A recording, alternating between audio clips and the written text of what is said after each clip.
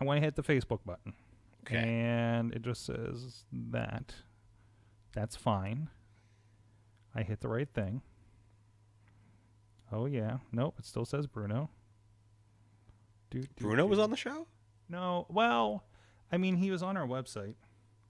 We actually sent a camera to the last council meeting with Jumpin' Johnny DeFazio on the Allegheny County Council. Interesting. Mm-hmm. Hey, something's happening. So, hello, everybody. Hello, everybody. Oh, shit. That's a lot of people in the chat already. Hi, guys. Surprise! Why are you swearing? Am I? You just... I don't know what the fuck you're talking about. You uttered a curse word. Danhausen would be very pissed if he was. Yes, he was. Danhausen. Jeez.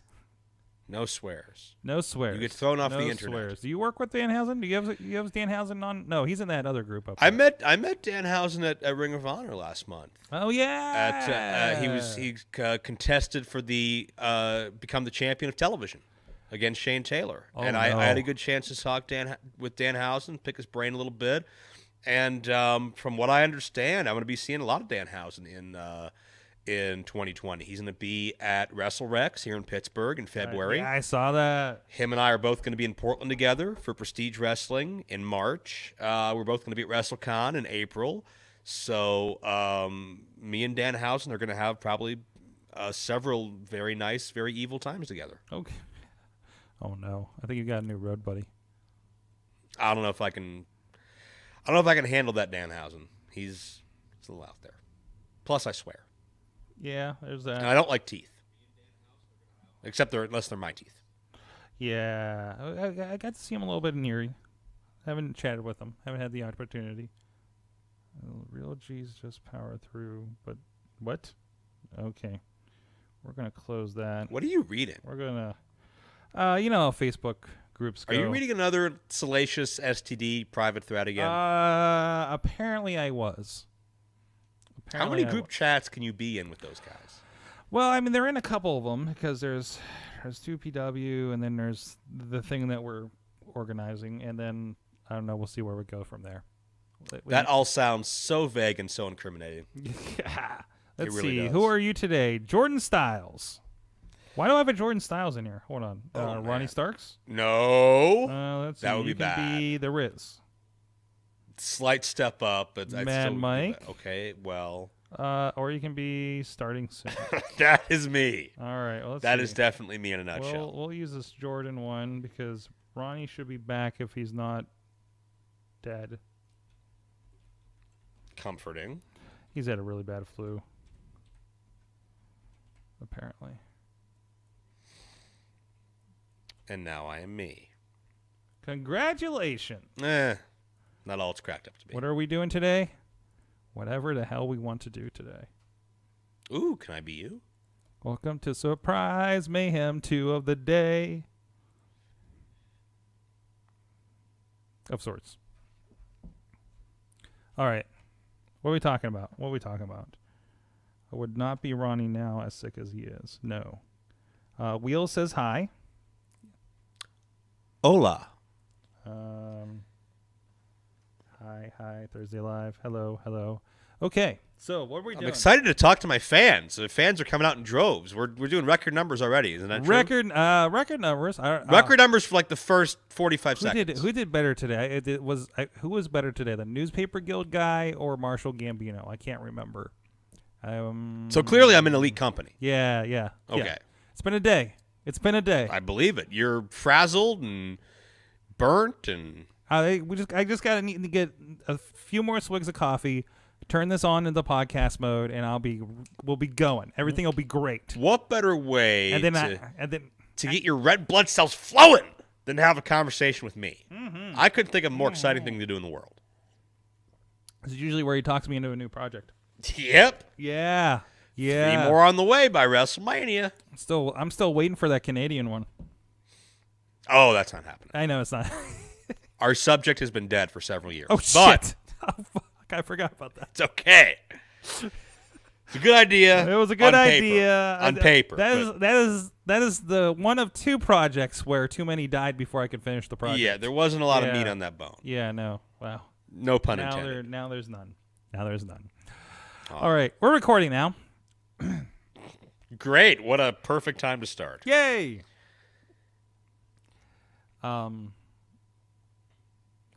Welcome, everybody, to the Wrestling Mayhem Show. I am your host, Jordan Stiles, if the name graphic is still wrong. And I am here to bring you my hostile takeover of the Sorgatron Studios. Welcome. With my sidekick, Michael Sorg. Hi, I'm here. And Merry Christmas. Happy holidays to everybody. Happy Flag Day. And Merry Arbor Day. Although we have zero decorations in the studio this year. Yeah, this does not feel festive at all. I forgot that it's December. Me too, other than snow here and there. But no, this is the Wrestling Mayhem Show. That is Joe Dombrowski. I'm Mike Sorg. We're in Pittsburgh. We're at Sorgatron Media Studios. Mm-hmm. And this is a special edition for you guys over, give you something to listen to over the holiday break so we're not completely leaving you with just your thoughts and your family. I would never leave you, no matter what, because I love you too much. No, you got something to listen to as we ponder the decade that was. I feel like I should have a song like in the year 2000. We don't have that in the budget, do we? We don't have that in the budget, and actually, I'm probably already going to get pulled off of YouTube because I did that. Or at least shared revenue that I don't get. But anyways. There goes that 14 cents. What is this? I want to hear Uppercut from Joe, says Wheels. I don't know. What? I have no idea. The chat room's already confusing me. Is the chat room drunk? Is the chat room drunk? It might be. It's Thursday night. It's getting close to the holidays. Do they just want to hear me yell uppercut like at a Sonny Defarge match? Oh, that might be it. It could be. I don't know. Or they're drunk. Or they're both. drunk. Or, yes. But anyways, we thought it'd be fun since Joe happened to find himself in the studio tonight. I wandered in from the taco stand. He did. They were playing some music. It got him interested, and then he ended up here. I got tired from table dancing. That's how Sam Adonis ends up here half the time. I believe that. At any part of that. But anyways, we decided, hey, let's look back at everybody's doing their end of the decade thing. I will have done a end of the year thing by the week before this. And, and kind of look at that. And I guess, first of all, Joe, what were you doing a decade ago? A decade ago? Well, 10 years ago at this time was a pretty exciting point for me because I was getting ready to debut with Ring of Honor.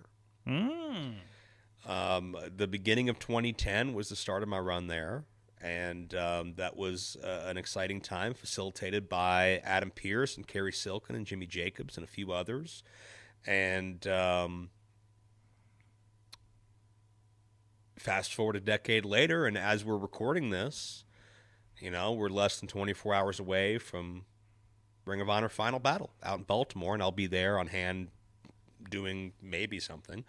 And doing Future of Honor in Joppa on Saturday. And at that point, my home promotion was IWC. And we were saying goodbye to Notorious Norm Connors. Oh, geez. Because that was his final show as a promoter. So time of transition for me. I was doing, PWO TV in Cleveland still. We were in the middle of the run. Johnny Gargano was the face of our promotion and the top guy, and who knows what the hell happened to him since, but that was a hell of a run. Then I was a part of a couple other smaller organizations. I think I was in PWX at the time. I think I was doing CWE in Youngstown. Oh, wow, they're still running. I think that had, that was in its final couple of years, I think. So I was on the grind, being a good brother, doing my thing. I think we had to have been spinning up doing the Montreal Theory by then, right? I think I think right around the start of 2010 is when I gave you the pitch. Mm-hmm. I think, because I think our earliest interviews, we started shooting Raven. Raven And we shot. After Night of Legends 2010, that's after right. Night of Legends. Was it 2010? I think so. Okay. Maybe 2009. No, it was either 10 or 11. Definitely 10 then. Okay.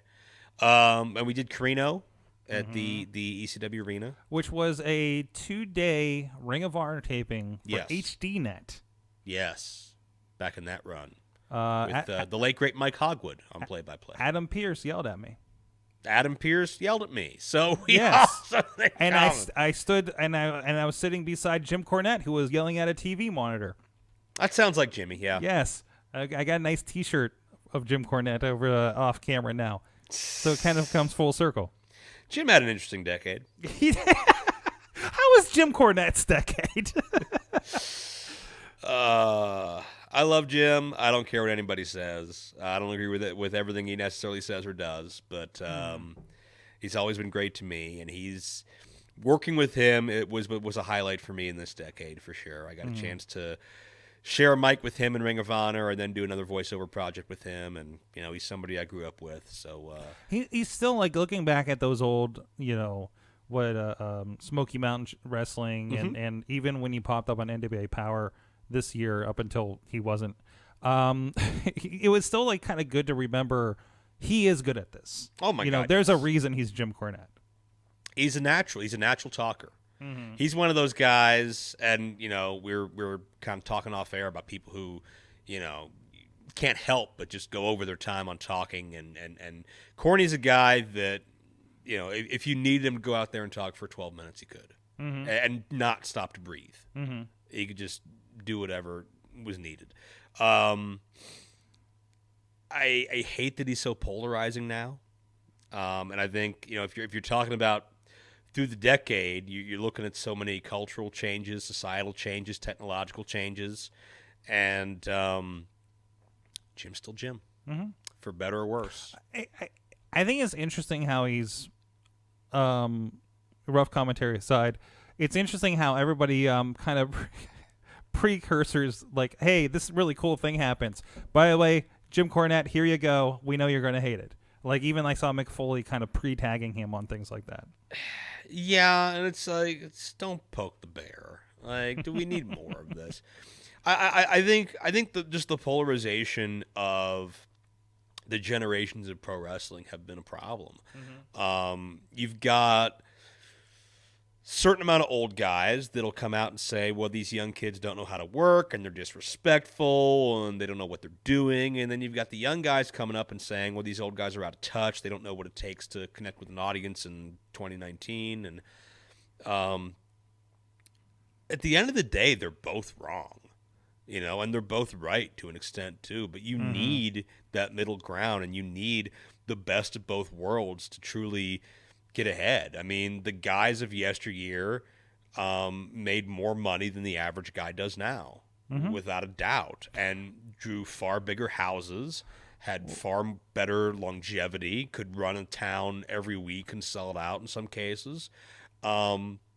Young guys are the progressive ones. They're the free thinkers. They're coming with the new ideas and concepts that can relate to this generation. But they need to know how to do things to get the most benefit out of everything they're doing. And the older guys need to take those concepts and kind of put them through the ringer as far as how to best present it in 2019, because people don't view the business in the same way in 2019 that they did in 1989 or 79 or even 99. If everybody listened to each other and worked together, God, the business would be such a better place. But anytime I log on to Twitter, we're all arguing with each other, or we're all offended by something, and it just not a lot gets accomplished. It seems like a weekly basis, because I think everybody's not used to like an even playing field in wrestling companies, like you say we're seeing on Wednesday night, right? So like I see like Marcus I saw this week, and I feel like I see somebody doing this once a week when I start tuning into wrestling Twitter around these shows. And it's like, hey, just a reminder, guys, it's okay to like different wrestling than everybody. Like, we need this reminder, which I guess we do, because I mean, it's like, back to Nintendo versus Sega, everybody needs to kind of pick a side and defend their side, right? And I don't mind fans having a preference. I mean, that's healthy. That's passion. I want you to go out there and tell me why this is your favorite show and why I should check it out. But the thing is, it's like anybody that hopes, like I hope Dynamite succeeds. I hope AEW wins the Wednesday Night War over NXT because we need variety in the marketplace. Yeah. If NXT trounces AEW, then that doesn't help anybody. No. Because you've still got the company that has 90% of the market share gets bigger and stronger, and guys that maybe wouldn't get looked at get cut out or get stuck under one umbrella. AEW succeeding, Ring of Honor, Impact, MLW, NWA, all those guys. I want them all to succeed. I don't want the WWE to go away. I don't want NXT to die. I don't want anything negative to happen to anybody, but I think everybody should have their own little corner of the sandbox. And now I think the most remarkable thing about the national wrestling scene is that we exit this decade with 6 U.S.-based promotions that can contract wrestlers and give them some degree of a living wage. Plus a viable option in New Japan. Plus you got New Japan. Plus you've got Mexico. At least 2 promotions there, AAA and CMLL. Yeah, so the international market is flourishing. Independents, there's more money to be made than ever before through not just merchandising with Pro Wrestling Tees, but the streaming market and just the visibility of everybody and everything is at a height. And when I got in the business, there was basically one promotion and one way to make a living. And in the context of me, there were 0 jobs. There weren't just 0 jobs, there were 0 job prospects.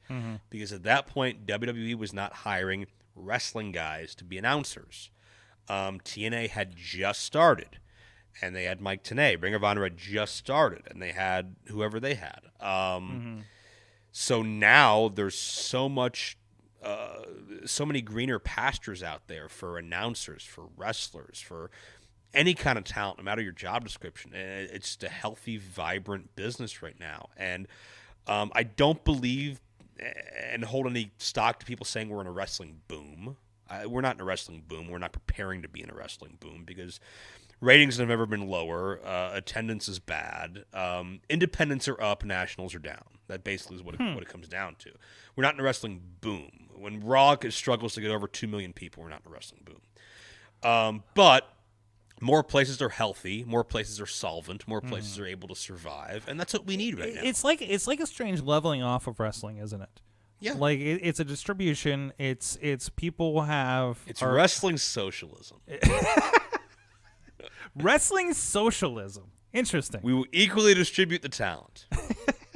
But again, there's more places for it. Like I don't know how many conversations are like, oh, all these people are pumping up to NXT or AEW, what do we do next? It's like, well, you look for the next them. Next man up. There's always going to be that. Next right? man up. Yeah. And I would rather have this like stable road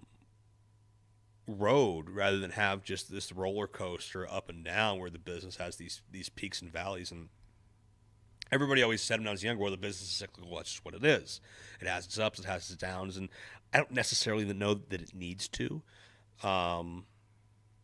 And I mean, if that's the case, we've been in a valley for almost 20 years now. But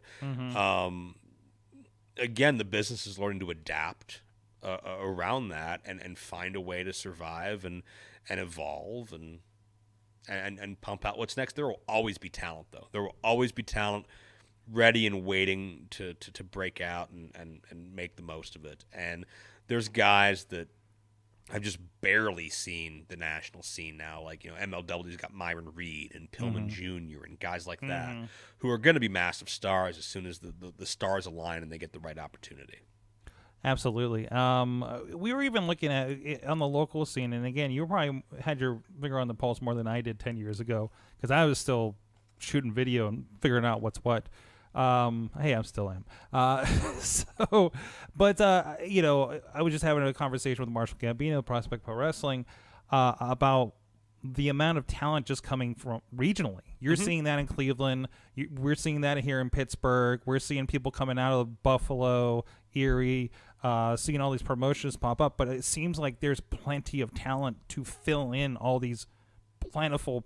Cleveland's probably has about just as many companies popping up as Pittsburgh. Yes, and the answer for both is too many. Too many people, too many promotions, right? Yeah. I mean, hey, the fewer promotions you have within reason, the more you can weed out the talent that may not belong there. Right, but, of course. But you're always going to find guys. But there does seem like there's a lot of decent to great talent. Without a doubt. That does fill out across those. Without a doubt. I mean, you look at Cleveland, and obviously I followed the career of Atticus Cogar very closely. And the fact that he is now popping up in Beyond Wrestling and in GCW, what people are considering the top independents. I was seeing like what him and Gregor Iron were doing stuff down in like GCW in like Tennessee, was it? Him and Greg and Ricky Shane Page. Okay. But yeah, I mean, Atticus is 22. Let's not lose sight of that. And he's popping up in the top independents in the country right now. And that to me is a big endorsement for him. And the sky's the limit for him. He's going to have a contract sooner than later. I look at guys underneath him in Cleveland like Ashton Day, who is an incredible, well-rounded performer and apparently decent singer. So he says. Yeah. His number one hit, Calvin Couture pinned Andrew Palace, is available on YouTube right now. I don't know if it's available on iTunes, but we can change that. I'm sure we could. But Ashton is such a great performer. He doesn't have all the puzzle pieces together yet. Cisco Silver's kind of in the same boat as Ashton in a much different way as far as how he presents himself. But once the pieces come together, he could be a commodity anywhere he goes. I'm a really big fan of Trey Lamar. I've seen Trey a couple of times. I know down in West Virginia at Conquest. We were down there. And Trey will be down there this weekend for a next division title match, if I'm correct. I believe so. Trey and Ace Austin and Facade, I think, which I think I'll be voicing over later because I'm a prick of a superstar now. Yeah. I got the message like, we're losing Joe to Ring of Honor this weekend. So sad face, but I think Trey's an incredible talent, and I think he's got to put a few more pieces together as far as who and what he is outside of the bell to bell. But I think he's a can't miss prospect. I've become fans of the Bitcoin Boys. I'm a big fan of Eric because he looks exactly like Tony Mamaluke. And I'm convinced that he is either related to him or actually Tony Mamaluke, who's mastered time travel. One or the other. Mikey just looks obnoxious, and I kind of want to slap him, but that's okay. I know he's also a hard worker, and I think those kids will do good things. And in Pittsburgh, I mean, to me, the prospect conversation starts with Lee Moriarty. Lee is special. Lee has always been special, and he's another can't miss guy. I mean, I would put Lee and Atticus as 1 and 1A as far as guys in this area who are going, barring anything terrible, personal setback, injury, becoming a monk and moving out of the country, anything like that. I could see him doing the monk thing. I would pay to see either one do that. I would pay to see either one. But he still needs to listen to that Boot Up song. Well, but I those are the two guys. Those are the two guys. 10 years ago, those two guys, one from Cleveland, one from Pittsburgh, were Johnny Gargano and DJZ. And you can see now the end of the decade where they've gone. I think we're both going to be sitting here at the end of 2029, and we'll be very old, and we'll be very sad, and we'll be very bitter. But I'm going to put my dentures in long enough to say, Lee and Atticus, I'm proud of those guys. Yeah, much of a prospect on those teeth, do you? Well, but I don't want to single out just Lee, because the main event, Gannon and Duke, down in Florida doing their thing, specimens, great attitudes. Andrew Palace has been on that cusp for a while now. Mm-hmm. Mandime Elijah Dean, I would say he might be the most natural young athlete in Pittsburgh. The night Mandime debuted was one of the proving ground events where all the graduating class has their first match. And I remember one of the trainers came up to me after the night and asked me, well, what'd you think of all the kids? And I ran down the matches, and, well, this guy looked good. This guy's got to work on this. This guy needs this. And I finished my little, makeshift scouting report, and then the trainer asks, what about Mandime?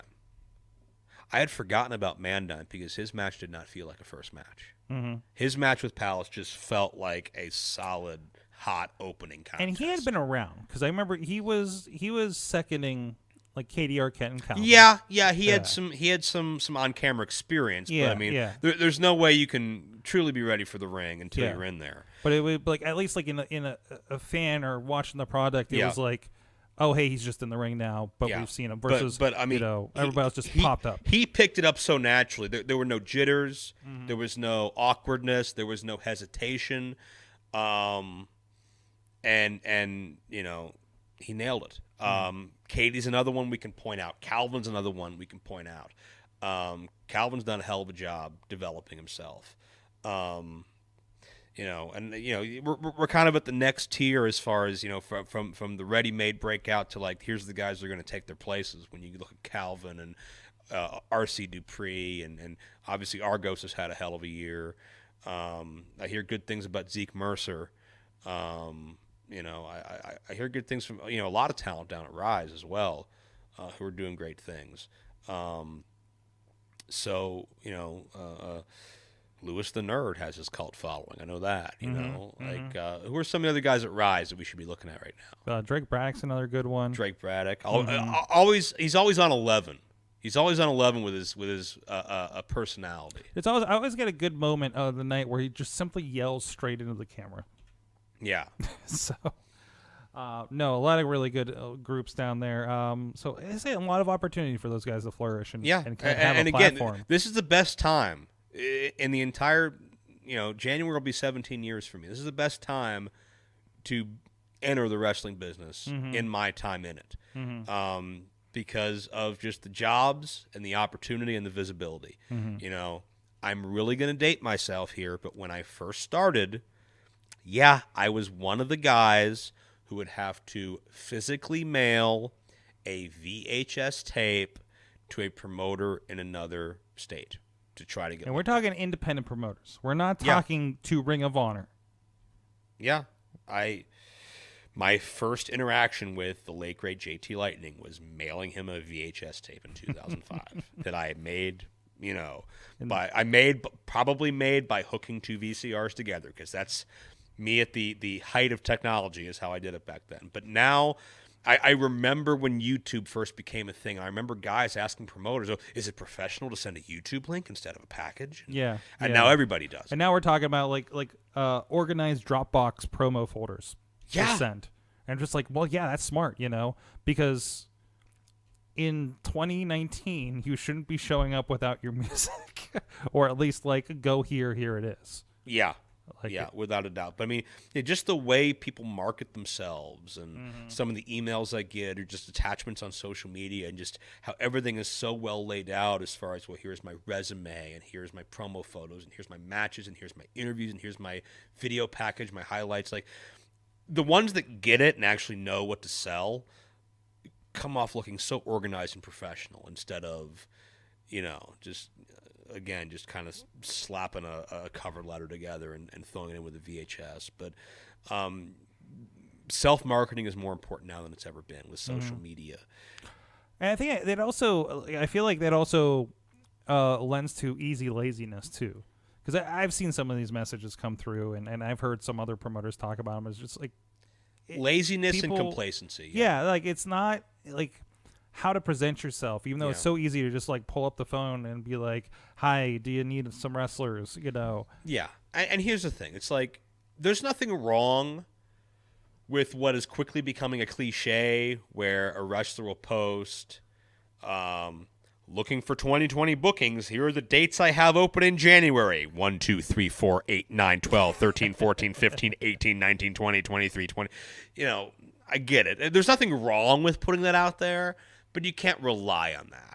Like, I've posted a few times, like, hey, got a free weekend in 3 weeks. If you're interested, shoot me a line. That's worked like twice in my life. Yeah. Like, you could get a little bit of a fish on that line. If you're doing well, like I like when I've seen Katie in the main event do this and say, "Hey, I'm at these promotions, these dates, and doing those cards." On the other side, I mean, and that can also work in that. Oh, hey, I see you're you look big. A promoter could say, "Hey, I see you're open on the 11th. We're doing a show. Can I get you out here?" And the other thing too is the guys that put those tweets out there. I'm available on the 11th. If anyone needs me, they have buzz. If you're still on kind of your primitive years, you got to go out and hustle. You know, you're still proving yourself at that point, without a doubt. And, well, you never stop proving yourself. You never stop learning. Yeah. But especially at that level. But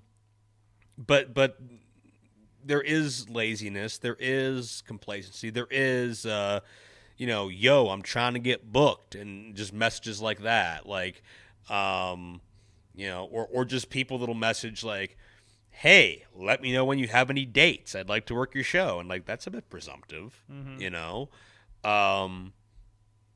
People, and I've said this for years. It's people take for granted how much they have just at a fingertip with their phone.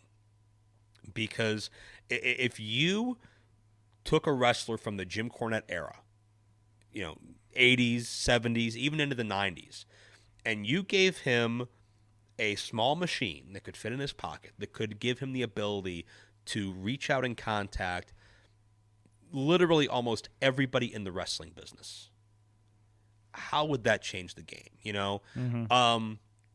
I was in Les Thatcher's apartment in Knoxville, Tennessee, a couple of months ago because we were doing voiceovers for a project with this film library that will be available soon on IndyWrestling.us and ProWrestlingLibrary.com.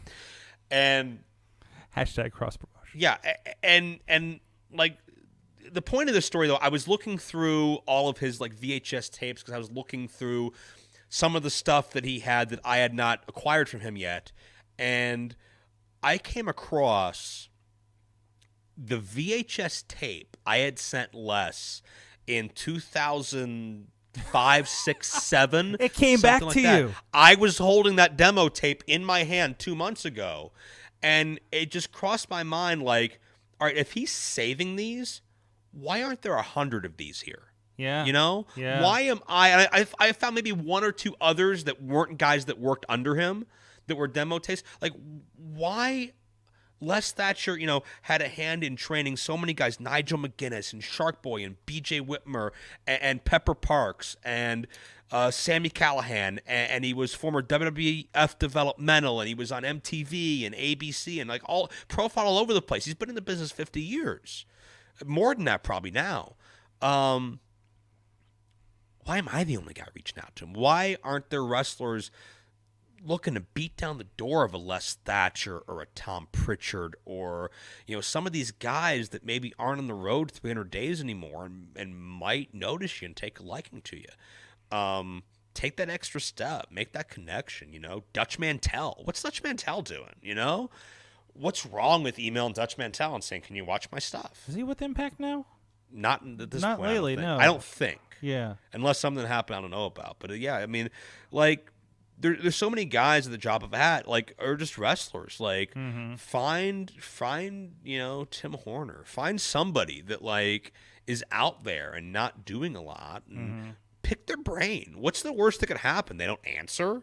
They give you advice that you don't want to take. Like, even on the local level, because I there's a lot of, it seems to be a struggle at some of these shows, locally for us, your Jake Garrett's and Shirley Doe's and and super hentais. You know, if it's on the show, it's like Brandon K. Like Brandon K. Absolutely. It's just like ask these guys questions. Paul Atlas, another one. Yeah. You know, like these guys have like they. Actually, some of them have been on some WWE, ECW. Now I think about it, but they've been around. You know, they know what they're doing. And like, you know, even if you want to say, oh, well, my goals are higher than Pittsburgh wrestling. Well, guess what? I watched Shirley Doe kick ass with Balls Mahoney, with Sandman, Steve Corino, Tracy Smothers, Mick Foley. The list goes on. So, you know, Brandon Kay's a guy that's been on Sunday Night Heat and Shotgun Saturday Night or something. Yeah, you Brandon, know, or I watched Impact Wrestling. Brandon, I watched do dark matches. Paul Atlas, I watched do dark matches. You know, Bubba the Bulldog, I watched do dark matches. You know, if nothing else, I would be talking to Brandon and Paul and Bubba as far as, you know, what's it like backstage? How do the guys carry themselves? Where do the cameras go? You know, what do the runners do? Like, what's the feedback like? What are they looking for? Like, there's so many questions. A lot of it's changed in 20 years, but a lot of it hasn't. Yeah, a good idea, you know. So I want to touch on a little bit of looking at what was going on in the grand wrestling world in 2010. Yes. Again, kind of see how much has changed in that decade-long thing. Again, I pulled up some stuff for the three companies. Let's say top three companies running at the time, which WWE, TNA, and Ring of Honor. Correct. Doing some great stuff. So let's start with Ring of Honor, since of course you're affiliated with them then and currently. So it seems to make sense. I am the cockroach of Ring of Honor. I will never leave. I'm looking at. Do you by chance know what the Final Battle 2010 main event might have been? 2010 or 2009? I'm looking at 2010. You're looking at 2010? Well, that is not a full decade ago. Well, I'm looking at when we started the decade. Final Battle 2010. I know they did. I don't know if it was the main event, but that was the climax of Steen and Generico, right? Yeah, it was the main event. Yeah. Okay. Yeah, not the ladder war that I think some people may think of, but it was the unsanctioned fight without honor for it was Mask versus Steen leaving Ring of Honor. And Steen left, right? I believe Steen left. Yeah. And Steen got very upset, and him and Jim Cornette had a thing. I remember those days. Those were fun. Opening the match, or opening the night, was the All Night Express, Kenny King and Red Titus, against somebody named Adam Cole and Kyle O'Reilly. Future Shock. And going full circle, Cole and O'Reilly still a team, present day in NXT, and Rhett Titus will be wrestling Kenny King tomorrow night at Final Battle. Wow. Yep. Jeez, 9 years later, I guess. Eddie Edwards and Sanjay Dutt in a match. I love Sanjay. Sanjay's great. Colt Cabana and T.J. Perkins. I love both of those guys. T.J. Perkins doesn't age, by the way. He looks not exactly the same. But yeah, I'm kind of shocked to see he's on Ring of Honor in 2010, considering, like, I feel like you watch him and just like, is this guy 25 or something? Yeah, when he posted like a couple of years ago that it was like his 34th birthday or something, I got pissed at him. You know, I don't even know how old he is now. He's mid 30s, but something about those Filipino genes, man. Him and DJ Z are two of the prettiest men I've ever seen in my life, without a doubt. Absolutely. Homicide, who I think just announced his kind of farewell. Like, I think he's retiring, if I'm not mistaken.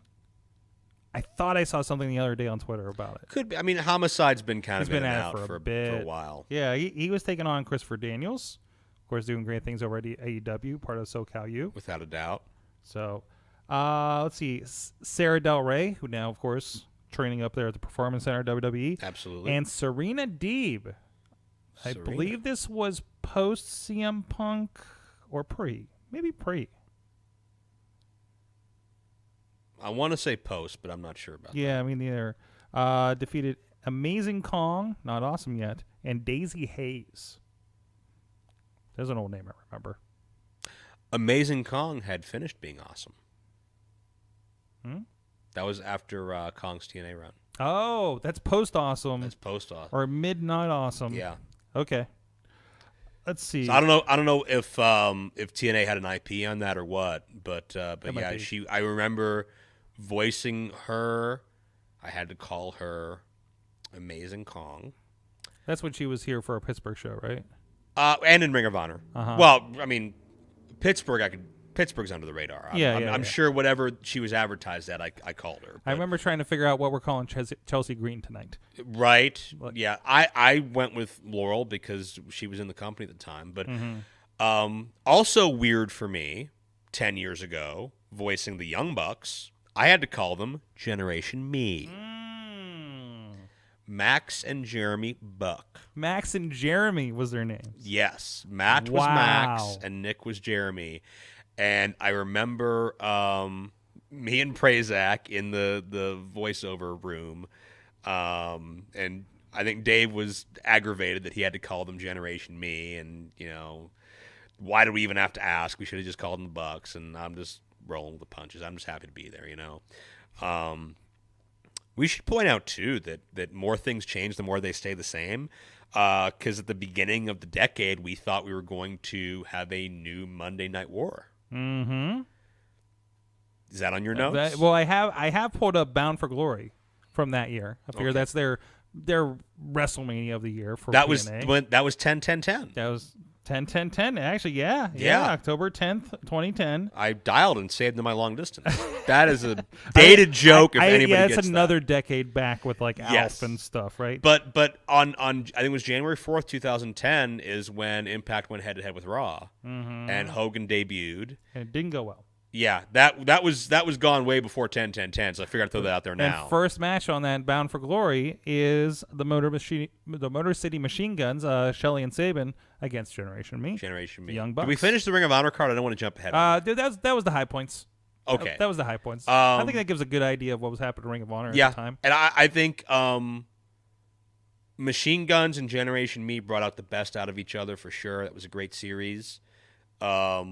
I don't know what it is about Alex Shelley, who's just like a magic pixie dust formula. But anytime he's in a team, whether it's Kushida or Sabin or anybody, just magic. Also, Lee Moriarty in the midst of a series with him, having his rematch at the end of the month. I like the older I get, the more I appreciate Shelley, and just how smooth he is. And I'm looking forward to Final Battle Weekend. What match I'm looking forward to more than anything is Shelley versus Jonathan Gresham, who are two of my absolute favorite guys to watch. I know they've wrestled before. Saw Gresham again in Pittsburgh, and it was a 2 out of 3 falls match, and still just not the way I thought a 2 out of 3 falls match was gonna go.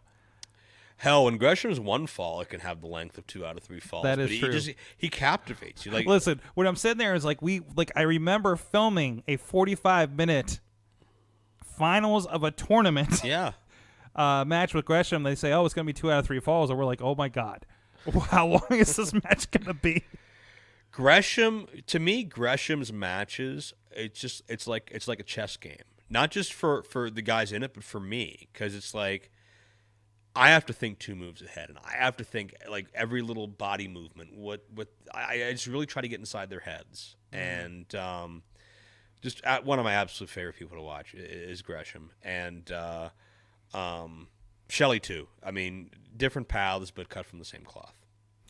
Looking at this Bound for Glory, just to kind of keep an eye on, an idea what's going. Again, Hogan was there. I'm seeing Hogan and Angle and Sting all over this thing. We're in the midst of yet another ECW reunion.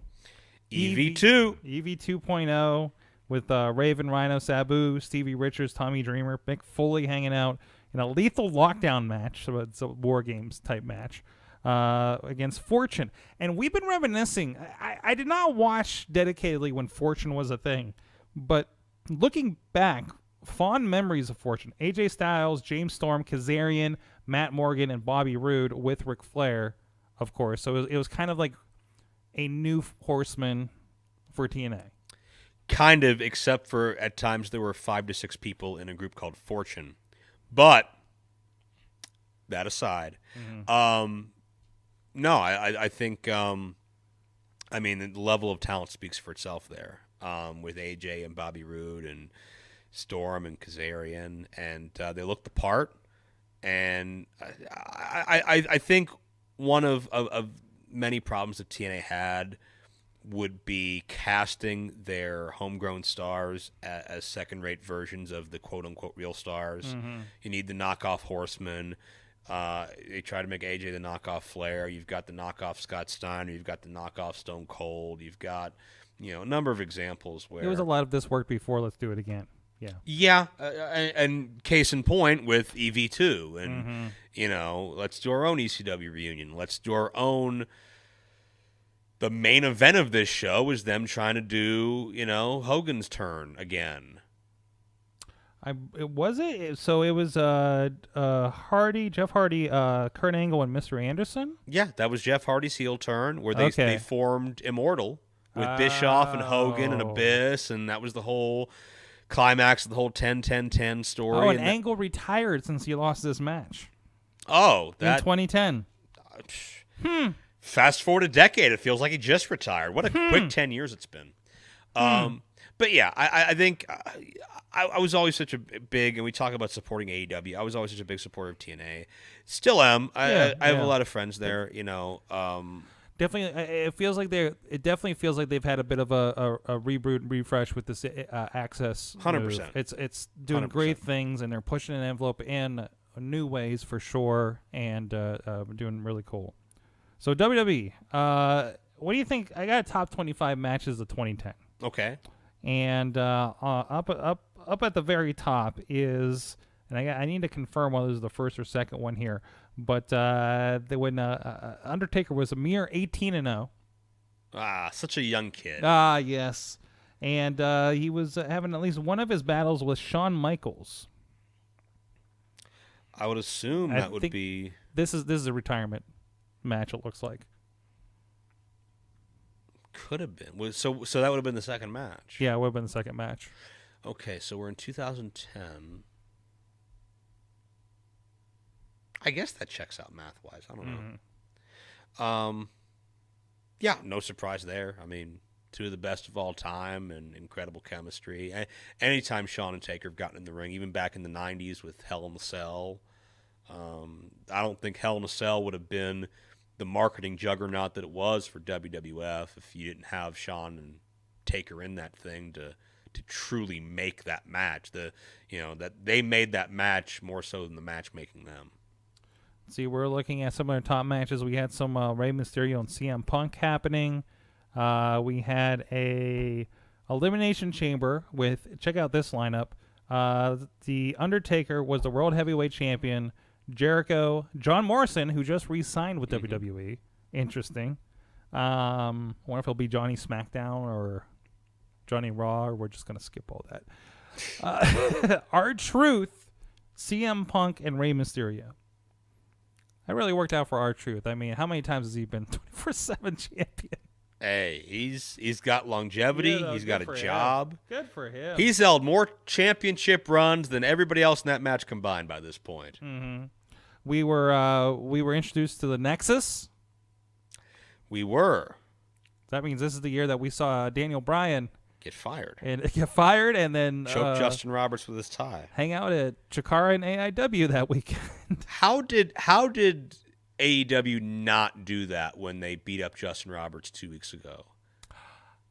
Yeah. I was waiting for Jericho and Guevara to pull off his tie and choke him. Mm-hmm. I thought for sure that would happen. But no, that was good TV for a little bit, the Nexus deal, and how unexpected that was. I don't know that they had the chops in the ring to really carry it beneath Barrett and Bryan, and with Bryan gone, you're kind of filling a void from there. Another nice pair up I'd love to see again. Evan Bourne, Matt Sydal. Yes. Against Chris Jericho.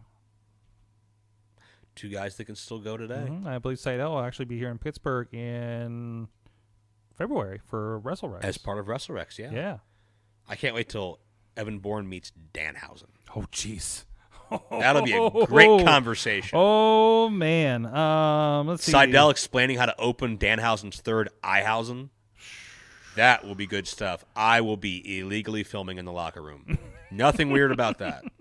Daniel Bryan and Chris Jericho, a young, clean-shaven Daniel Bryan. Was that their NXT match when NXT was just like Double Dare instead of an It actual looks like brand? it. I've seen some NXT in the background of this. This is all definitely. This article was not formatted for the current WWE.com, so the pictures are kind of all over the place and weirdly. Maybe if I turn my iPad this way, it'll work. Nope, that's worse. That's definitely worse. I really like the pre-developmental NXT when Michael Cole just gave up and just buried the whole product. Oh, when he had a gong. He had a and gong, everything? Oh. and he had a sign that said "Stop the Pain." Yeah. And he would just knock everybody, and then Josh Matthews would just be snickering under his breath the whole time. Mm-hmm. Dolph Ziggler was doing stuff. He was a lot blonder than he is now. Oh, I just lost my place in this stupid article. Was that when he was the champion, or was that the next year? Which one, Dolph? No, that was a few years later. Yeah, it was a few years later. That was like 2013, right? There's some Jericho Goldust going on. There's some Rey Mysterio Undertaker going on. You seem Royal so Rumble. confused and uncomfortable by whatever's happening. What? You seem so confused and uncomfortable. This article by makes me happening. so mad. The formatting's so bad. Let's see. ECW is still happening. A version of it. Was it? Christian was fighting for the championship. I think was the champion in this. Oh, that must have been Against Ezekiel Jackson. That must have been right in the beginning of 2010 then, because that got bumped for NXT. Jeez. Big Zeke. I love that Zeke's entrance music was the Brawl for All / XFL theme with lyrics. It's been a hell of a decade here. And, man, what did we learn from the 2010s? What did we not learn from the 2010s? I learned a lot of what to do and what not to do. I think we all personally learned a lot from that. What I learned more than anything is that this business is constantly evolving faster than ever, and you need to keep your finger on the pulse or it's going to pass you by, and absolutely never say never. No.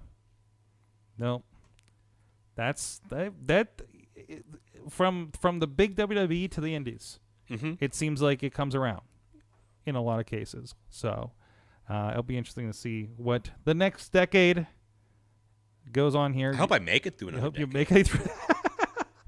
What if you play this as like a retro piece 10 years from now and I'm already dead? Now it's going to feel really weird. This is going to be the remembering Joe Dombrowski episode. Aww. We'll have a lot of clips from this. Joe, I have no transition. We're going to end on a somber note? I don't know. What do I do with that? I have to stay alive long enough so I can watch Lee Moriarty and Atticus Cogar There you go. have their big pay-per-view match Have their big pay-per-view match 10 years at from now. Survivor Series 2026. Yeah. Neither of them know, but I'm going to get cut in for 10% of their contracts. I'm gonna just agent the shit out of those guys. Awesome. Joe Dombrowski, you got stuff. It's online. Stuff and things at joe-dombrowski.com and prowrestlinglibrary.com. DVDs, MP4s, digital files, and such. We are in the process of releasing the Best of Premier Championship Wrestling year number Trace. Literally right now as we're recording. Literally, Which means yeah. it's probably out by the time It's you listen right to this. over there. Yeah. Featuring all kinds of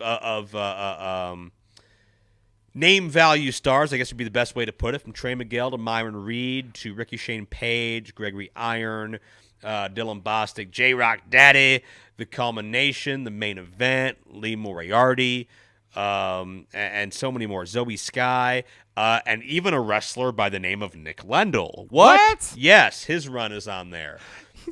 We see the return to Cleveland of Wardlow. We see Ashton Day's debut performance, and Calvin Couture has his face up somebody's butt. All that and a whole lot more in the Best of Premier year number 3. And we got a few more releases coming out before WrestleMania, so stay posted to that. We have about 300 hours on Pro Wrestling Library now, and continuing to grow. I'm on the Bookface, the Tweeter, the YinzTube, and the Instagrams as well. You can just search for my name and I gotta keep up with find you. me I on gotta there. keep both of you on those hours. Right? Yeah, I know. now it's a competition. I'm like, oh It man. is. We're going to be like NXT and AEW this week where they tied in the ratings. Yeah, that was crazy. That has never happened in all of the decades. No, where the average no. attendance, or the average viewership, has tied. And I followed Raw Nitro for all 6 years, and I never saw that happen. But It happened. Again, never say never. It's Absolutely. wild. Thank you so much. And thank you, everybody. Again, if you're catching this on the podcast stream, I hope you guys are enjoying your holiday. I hope we help you get through your holiday if that's a concern. And, of course, we'll see you guys in 2020 for Full On Wrestling Mayhem Show and a lot of other great things going on in the Sorgatron Media Podcast Network. We'll see you there. We'll see you then. Have happy holidays and merry whatever you're doing. That's how we keep it non-denominational. I love being non-denominational. Do a damn thing. All right. Thank you, chat room, for hanging out on this surprise stream. Thank you, lovely people. I hope that you were entertained, informed, enthused, and potentially mildly aroused. I think, I guess a heads up, I am currently in a Facebook group scheduling the STD Christmas party. So Yikes. it's either next Wednesday or Friday. Might be Wednesday through Friday. Yeah. Well, I guess I can read this on air since we're off the stream. Oh, God. Or we're not off the stream, but we're off the official part, and it's deep into the thing. Let's see. The Are we on the deep web? Is that what you're saying? Is the 2012? Hold on. The 2012 Sorg Fucks a Homeless Man STD oh my God annual Christmas Mayhem Show. I think the second S in Xmas was intentional. No, I didn't think it was. Of all the things, there's a lot of very intentional things in that title. I didn't think that was one of them. Some things are a bit too intentional sometimes. Yes, sometimes. That's how you get a lawsuit.